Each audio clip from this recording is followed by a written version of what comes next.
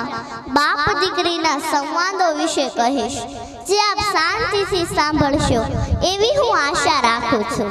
દીકરી નાની હોય કે મોટી હોય, કુંવારી હોય કે કન્યા, પરંતુ મિત્રો દીકરી સદાય દીકરી જ રહે છે.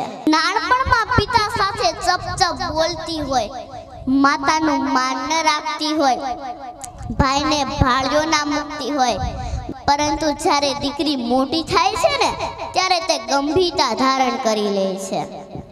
જ્યારે તેને ખબર પડે છે કે મારી જાન આ ગામમાંથી શેરીમાં આવી છે, ત્યારે તેને વિચાર થાય છે કે મારે આ વહાલનો દરિયો છોડીને પારકાને પોતાના કરવાના છે. પિયરના તમામ સંભરણના હૃદયના ખૂણે ધરબી દે છે. સાસરિયાવાળા કે ગામવાળા પૂછે છે, વહુ કરિયાવરમાં શું લાવ્યા? કન્યાની લાગણીનો અહીંયા કોઈ વિચાર કરતું નથી. હકીકત સાસરિયામાં આવતી દીકરી બાપના ઘરેથી શું લાવે?